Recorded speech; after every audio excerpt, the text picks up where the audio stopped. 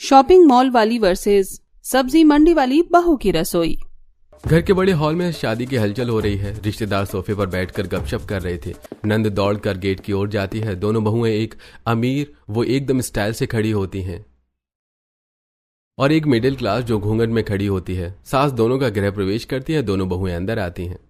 वाह, मेरी दोनों भाभियां आ गई। आज से हमारा घर पूरा हो गया। अब तो और भी मजा आएगा मुझे।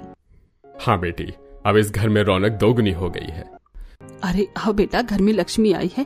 अब देखना घर की दहलीज खुशियों से भर जाएगी। दोनों बहुएं पैर छूती हैं। ससुर और सास आशीर्वाद देते हैं। नंद दोनों को पकड़कर खींच लेती हैं। चलो भाभी, अब तो मैं सबसे पहले तुम्हारी अलमारी और शॉपिंग बैग देखूंगी। सब हंस पड़ते हैं। कुछ दिनों बाद सास ड्राइंग रूम में बैठी होती है। दोनों बहुएं उनके पास आती हैं। देखो बेटा, अब तो तुम्हें इस घर के हर काम में हाथ बटाना पड़ेगा। आज से एक जिम्मेदारी और देती हूँ, ये लो पैसे। सास दोनों बहुओं को नोट गिन कर देती है। तुम दोनों बाहर जाओ, मार्केट देखो, सब्जियां खुद खरीदो। जहाँ से अच्छा लगे वहीं से हर हफ्ते की सब्जी ले आना। बहुत अच्छा मामी जी, मैं तो अपनी फेवरेट मॉल से ही सब ले आऊंगी। वहाँ सब पैक्ड और क्लीन मिलता है। जी मम्मी जी, मैं तो बड़ी मंडी से ही सब लाऊंगी। ताजा ताजा सब्जी मिलती है वहाँ। ठीक है बेटा, देखते हैं किसकी सब्जी से घर का स्वाद बढ़ता है। दोनों बहुएं अपनी अपनी जगह जाती हैं। मंडी वाली बहू मंडी में सब्जियां छू छू कर देखती है। सब्जी वाले से मोल भाव करती है और ताजी हरी सब्जियां खरीदती है। बहन जी, ये देखिए, आज की ताजा पालक और ये टमाटर भी अभी खेत से आए हैं। हाँ भैया, यही दे दो और थोड़ा धनिया भी डाल देना। दूसरी ओर मॉल वाली बहू मॉल में पैकेट उठाती है। एकदम चमचमाते पैकेट में सब्जियां रखी होती हैं। वाह, सब कुछ पैक्ड है, न गंदगी न झंझट। बस उठाओ किचन में रख दो। यही असली लाइफस्टाइल है। दोनों बहुएं घर आकर किचन में काम करने लगती हैं। मंडी वाली सब्जी धोकर काटना शुरू करती है और मॉल वाली पैकेट से सब्जी निकालकर बनाना शुरू करती है। देखो कितना आसान है ये पैक्ड सब्जियां। बस उबालो और थोड़ी सी ग्रेवी डालो, हो गया।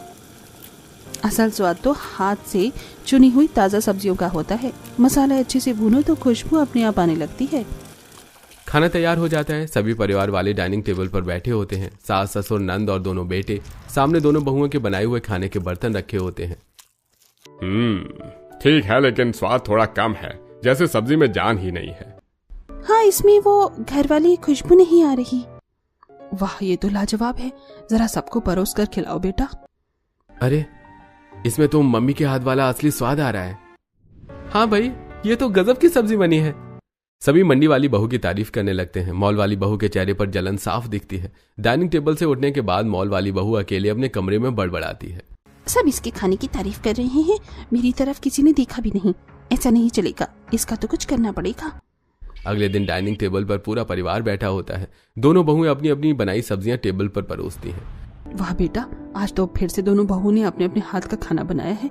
चलो देखते हैं आज किसका स्वाद अच्छा है। सबसे पहले मॉल वाली बहू का खाना सबके सामने आता है। सब थोड़ा थोड़ा खाते हैं। फिर मंडी वाली बहू का खाना सबके सामने आता है। बेटा, तू भी क्यों ना मॉल से ही सब्जियां ले आया कर। इतने बड़े घर की बहू अगर मंडी में सब्जी लाएगी तो लोग क्या कहेंगे। और वैसे भी मॉल में भी सब कुछ मिलता है, वो भी एकदम पैक्ड और साफ सुथरा। नहीं मम्मी जी, सब्जी चाहे मॉल से आए हो या मंडी से, पौष्टिक वही होती है जो ताजा और सस्ती हो। जो चीज मंडी में 20 रुपए की मिलती है वही मॉल में 40 रुपए की मिलती है। और स्टेटस तो सब्जियां कहाँ से खरीदते हैं इससे नहीं बनता। असली स्टेटस तो अच्छे पौष्टिक खाने से बनता है। सास थोड़ी नाखुश होकर बड़े बेटे की ओर देखती है। देख, बड़ी वाली बहू भी तो मॉल से ही सब्जियां लाती है। सारी सब्जी एकदम अच्छी होती हैं। तुझे भी वही करना चाहिए। नहीं, मैं तो कहूंगा कि मंडी वाली बहू ने बिल्कुल सही कहा। ताजा सब्जियां ही खाने का स्वाद और ताकत दोनों बढ़ाती हैं। असली स्वाद उसी में है। हाँ बिल्कुल सही, भाभी के हाथ की सब्जी तो कमाल की होती है। एकदम घर का असली स्वाद आता है। मॉल वाली बहू तुरंत अपनी सास की तरफ झुककर बोलती है। हाँ मम्मी जी, आप बिल्कुल सही कह रही हो। मॉल से एकदम ताजी और अच्छी सब्जियां मिलती हैं, इसको क्या पता। ससुर की तारीफ सुनते ही मॉल वाली बहू का चेहरा लाल पड़ जाता है। वो मन ही मन सोचती है, मम्मी जी तो मेरी तरफ हैं, लेकिन ससुर जी और बाकी सब धीरे धीरे इस मंडी वाले के पक्ष में जा रही हैं। नहीं, ऐसा नहीं चलेगा। किसी भी तरह मुझे ससुर जी को भी अपनी तरफ करना पड़ेगा, वरना ये सबको अपने कब्जे में कर लेगी।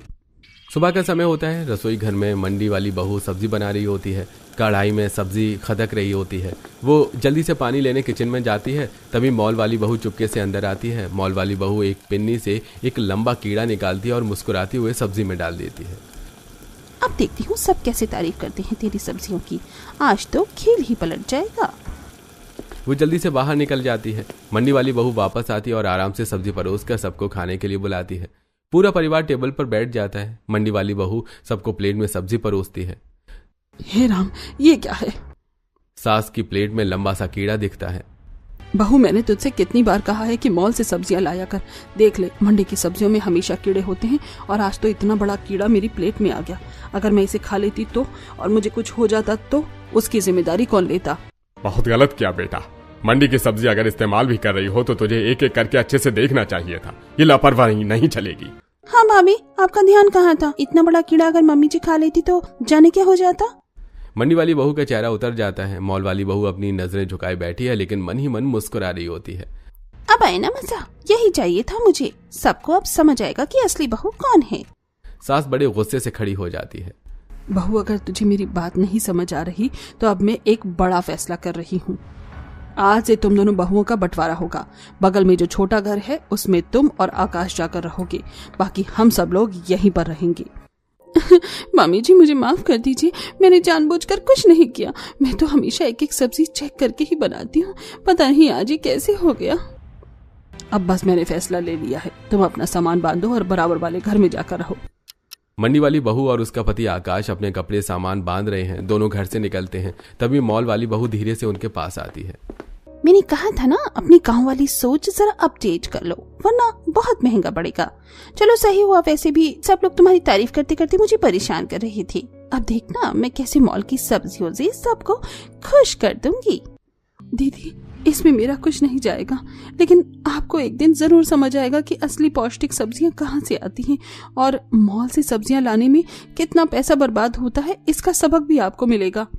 इतना कहकर मंडी वाली बहू और उसका पति बराबर वाले घर में चले जाते हैं। मॉल वाली बहू तिरछा मुंह बनाती है और मन ही मन खुश होती है। अगले दिन सास ससुर नंद और बड़ा बेटा डाइनिंग टेबल पर सब बैठे होते हैं। लो जी, आज तो मैंने 5 मिनट्स वाले पैकेट पास्ता बना दिया है, झटपट तैयार हो जाता है। बेटा, ये पैकेट का खाना रोज रोज सेहत के लिए अच्छा नहीं होता, कभी हरी सब्जी भी बना लिया कर। अरे मम्मी जी, आजकल तो यही मॉडर्न खाना चलता है। पेट तो भर गया, लेकिन स्वाद और ताजगी कहीं नहीं है। मॉल वाली बहू चेहरे पर मुस्कान लाने की कोशिश करती है, लेकिन मन ही मन चिढ़ जाती है। शाम का समय होता है, सब थके हुए घर आते हैं। मॉल वाली बहू ने खाना नहीं बनाया हुआ था। अरे सब लोग बैठिए, आज मैंने बाहर से चाइनीज मंगवाया है, बड़ा मजा आएगा। वाह, आज तो मजा आ जाएगा। बेटा, बाहर का खाना कभी कभी ठीक है, पर अगर रोज यही होगा तो सेहत बिगड़ जाएगी। सही कह रहे हैं, घर का बना खाना ही असली तंदुरुस्ती देता है। संडे का दिन होता है। अपूर्वा पूरे परिवार को मॉल के फूड कोर्ट में ले जाती है। देखिए मामी जी, आज हम सब मॉल में ही डिनर करेंगे, यहाँ सब ब्रांडेड खाना मिलता है। हाँ भाभी, मजा आ जाएगा। ठीक है बेटा, पर ध्यान रही ये सब बहुत खर्चीला है। रोज रोज ऐसा करना घर के बजट को बिगाड़ देगा। अपूर्वा थोड़ा सोचकर चुप हो जाती है। वहीं दूसरी ओर मंडी वाली बहू रोज सुबह सब्जी लेकर आती है। उसके हाथ में टोकरी होती है जिसमें हरी हरी सब्जियां होती हैं। देखिए जी, आज मंडी में ताजा पालक और बैंगन मिले। मैं आज पालक पनीर और बैंगन का भरता बनाऊंगी। वाह, तुम्हारे हाथ की सब्जी का तो जवाब ही नहीं है। सेहत भी अच्छी रहती है और स्वाद भी। तभी मंडी वाली बहू रसोई घर में बहू खाना बना रही होती है। पास ही एक डिब्बा रखा होता है जिसमें वो पैसे जमा कर रही थी। अरे, ये पैसे कहाँ से जमा कर लिए? जी, मैं मंडी से कम दाम में सब्जी लाती हूँ, जो पैसे बचते हैं वो मैं धीरे धीरे बचत कर लेती हूँ। सच में तुम्हारी इस सोच से ही तो घर का भविष्य सुरक्षित रहेगा। शाम का समय होता है। मंडी वाली बहू ने रसोई में गर्मा गर्म दाल, चपाती और सलाद बनाया होता है। पति टेबल पर बैठा होता है। वाह, ये दाल तो कितनी स्वादिष्ट बनी है और ये सब्जियां एकदम ताजा लग रही हैं। जी, यही तो मंडी से लाने का फायदा है। हर दिन अलग अलग सब्जियां बन जाती हैं और हर नई सब्जी का स्वाद भी पता चल जाता है। तुम्हारे हाथ का खाना ही मेरी असली ताकत है। अगले दिन सुबह का समय होता है। मंडी में भीड़ लगी हुई होती है। सब्जियों की दुकानों पर लोग मोल भाव कर रहे थे। सुचिता टोकरी लेकर ध्यान से सब्जियां चुन रही होती है। तभी उसी रास्ते से अपूर्वा हाथ में ब्रांडेड बैग और मोबाइल लिए हुए गाड़ी में बैठी होती है। उसकी नजर अचानक मंडी वाली बहू पर पड़ती है। अरे वाह, कैसी चल रही है तुम्हारी ये मंडी की शॉपिंग सुचिता? बहुत मजा आ रहा होगा ना, अकेले अकेले मंडी से सब्जी ढो के लाना और फिर खुद खाना बनाना। मैं तो सारा सामान मॉल से लाती हूँ और आधे टाइम तो घर वालों को चाइनीज खिला देती हूँ। खाना बनाने का झंझट ही खत्म हो गया है।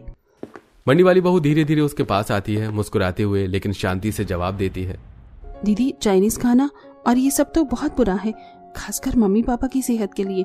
आपको खाने में थोड़ा बदलाव करना चाहिए। घर का पौष्टिक खाना ही सबसे अच्छा होता है। ओ प्लीज, मैं तुमसे राय नहीं लेने आई हूँ, मैं तो बस बताने आई हूँ कि तुमसे कहीं ज्यादा मजे में मैं जी रही हूँ। न झंझट न चीख चीख। चलो अब निकलती हूँ। वैसे भी आज घर वालों को चाइनीज खिलाना है, सोचा थोड़ा चाइनीज ले जाऊं, वो यही खाकर खुश हो जाएंगे। वो नखरे से अपना बैग झटकती है, तेज कदमों से मंडी से निकल जाती है और गाड़ी में बैठकर निकल जाती है। ठीक है दीदी, आपकी मर्जी, मुझे तो अपना फर्ज निभाना है। मैं भी चलती हूँ, मुझे भी सब्जियाँ लेनी है। वो अपने टोकरे में हरी सब्जियां भरती है और दूसरी तरफ चली जाती है। दोनों अपने अपने रास्ते पर निकल पड़ते हैं। टेबल पर मॉल वाली बहू ने चाइनीज नूडल्स और पैकेट वाले फास्ट फूड रखे हुए थे। सब लोग खाना खा रहे होते हैं। ससुर जी धीरे धीरे प्लेट को किनारे कर देते हैं। चेहरा थका हुआ दिख रहा था। नंद भी हल्का सा मुंह बनाकर देख रही होती है। अरे बेटा, कभी तो घर की सब्जियां का भी खाना बना दिया करो। रोज रोज यही पैकेट वाला खाना और चीनी, ये खाना हमारा तो पेट ही खराब हो गया है। अपूर्वा हैरानी से देखती है। जैसे ही उसे पहली बार कोई शिकायत मिली हो, तभी नंद भी हाँ में हाँ मिलाती है। हाँ भाभी, पापा सही कह रहे हैं। चलो, हम तो छोटी उम्र के हैं, हमें तो पच जाता है ये सब, लेकिन मम्मी पापा की तो उम्र हो रही है। उनका तो डाइजेशन पहले जैसा नहीं रहा। उनके लिए घर का बना सादा और पौष्टिक खाना जरूरी है। इतना सुनते ही सासू माँ भी वहां आ जाती हैं। उनके चेहरे पर मुस्कान होती है और वो सबको समझाने लगती हैं। अरे तो क्या हुआ, आजकल के बच्चे ऐसे ही होते हैं, शॉपिंग और बाहर के खाने पर ही पैसे उड़ाते हैं। फिर नेहा की ओर देखकर हंसते हुए कहती हैं, और बेटा नेहा, तू भी क्या बूढ़ों जैसी बातें करने लगी है? इस उम्र में मैं भी ऐसी बातें नहीं करती, तो तू क्यों कर रही है? छोड़ना, मस्त रहे। अब ससुर जी की तरफ मुड़कर ताना मारती हैं। और आप भी रहने दीजिए, हर वक्त टोकते रहते हैं। वैसे भी हमारा बेटा खूब पैसे कमाता है, किसी चीज की कमी थोड़ी है इस घर में। क्या करना घर के सादे खाने से। ससुर उदासी से आह भरता है और चुपचाप पानी का गिलास उठाकर पी लेता है। नंद सोच में पड़ जाती है। वहीं अपूर्वा के चेहरे पर नकली मुस्कान आ जाती है। घर के ड्राइंग रूम में सब लोग गंभीर होकर बैठे होते हैं। अपूर्वा का पति उदास चेहरा लिए सोफे पर बैठा होता है। सामने ससुर जी, सासू मां, नंद और खुद अपूर्वा भी बैठी होती है। मेरी नौकरी चली गई। कंपनी ने कई एम्प्लॉइज बिना बताए निकाल दिए। अब हमारे पास कोई इनकम नहीं है। पूरे घर सन्नाटे में डूब जाता है। सासू माँ के हाथ से चाय का कप गिर जाता है और ससुर जी गुस्से में आ जाते हैं। क्या नौकरी चली गई? बेटा तूने तो थोड़े बहुत पैसे जोड़ रखे होंगे ना? नहीं मामी जी, मेरे पास तो एक भी पैसा नहीं है। अरे बेटा, ये तूने क्या कर दिया? जरा भी सेविंग नहीं की? कभी सोचा नहीं कि अगर ऐसा दिन आ गया तो घर कैसे चलेगा?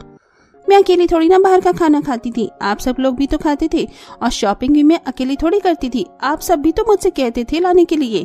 अब सारी गलती मुझ पर क्यों डाल रही हैं? ससुर जी ये सुनकर गुस्से में खड़े हो जाते हैं। बहुत गलत कर दिया तूने बहू। घर की लक्ष्मी को तो पैसों की बचत करनी चाहिए, घर चलाना चाहिए, लेकिन तूने तो सारे पैसे शॉपिंग और बाहर के खाने में उड़ा दिए।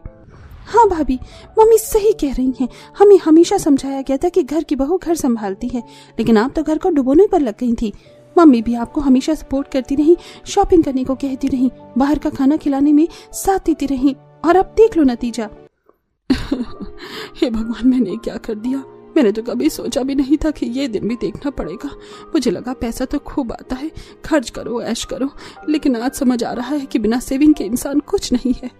घर का माहौल परेशानी से भर जाता है। बड़ा बेटा सिर झुका लेता है। सबकी आंखों में आंसू और गुस्सा दोनों होते हैं। बड़ा बेटा उठकर कहता है, मेरे पास थोड़ी सी सेविंग है, मुश्किल से 3-4 दिन का काम चल जाएगा, लेकिन उसके बाद हमें पता नहीं क्या करना होगा।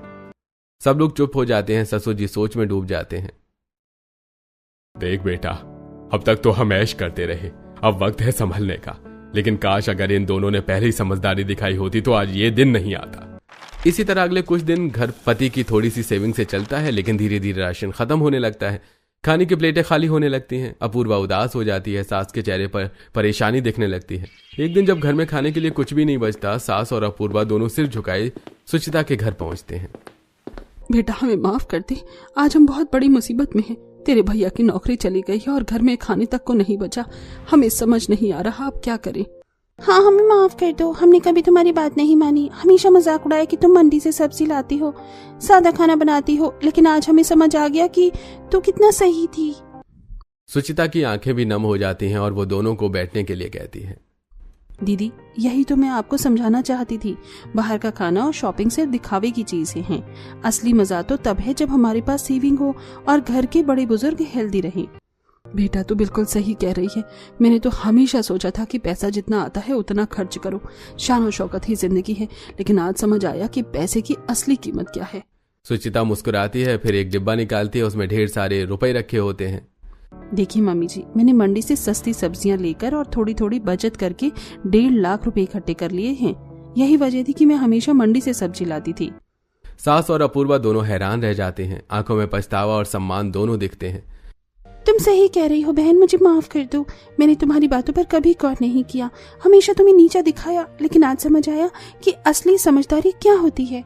सुचिता हाथ पकड़कर कहती है, कोई बात नहीं दीदी, देर से ही सही, मगर आपने अपनी गलती मान ली, यही सबसे बड़ी बात है। अब हम सब मिलकर इस मुसीबत का सामना करेंगे। सास गले लग जाती है और रोते हुए कहती है, बेटा अब तू अलग घर में नहीं रहेगी, तू मेरे साथ ही रहेगी, हम सब एक साथ रहेंगे। ठीक है मम्मी जी, जैसा आप कहें। सुचिता बैग पैक करके सास के पास वापस घर चली जाती है। पूरा परिवार फिर से एक घर में आ जाता है। सुचिता और अपूर्वा मिलकर मंडी से सब्जी खरीदने जाती हैं। दोनों मिलकर ताज़ा खाना बनाती हैं। रसोई से खाने की खुशबू आ रही होती है। डाइनिंग टेबल पर पूरा परिवार एक साथ बैठा होता है। प्लेट्स में ताज़ा मंडी की सब्जियों से बना खाना रखा होता है। सबके चेहरे पर मुस्कान आ जाती है। वाह बेटा, तेरे हाथ की सब्जी खाकर तो मजा आ गया। कई दिन हो गए थे दिल से संतोषजनक खाना खाए हुए, आज तो पेट के साथ साथ दिल भी भर गया। हाँ भाभी, हम सब तुम्हारे हाथ का खाना बहुत मिस कर रहे थे। अपूर्वा हंसते हुए कहती है, अरे बस थोड़ा क्रेडिट मुझे भी दे दो। आज मैंने भी मंडी से सब्जी लाकर खाना बनाया है, अब मैं भी सुधर गई हूँ। चलो अच्छी बात है। वैसे सुचिता से और चीजें भी सीख लो, बचत का कॉन्सेप्ट, उसमें भी थोड़ी तुम कमजोर हो। क्यों, सही कह रहा हूँ ना सुचिता? हाँ हाँ भैया, बिल्कुल। दीदी के लिए मैं पर्सनल क्लासेस चलाऊंगी। अब बस भी करो, समझ आ गई है मुझे अपनी गलती। सब हंस पड़ते हैं। मेरी दोनों बहुएं बहुत अच्छी हैं। अब हमारा घर सच में स्वर्ग बन गया है। इस तरह पूरा परिवार एक साथ हंसी खुशी रहने लग जाता है और बड़े बेटे की भी जल्द ही अच्छी कंपनी में नौकरी लग जाती है।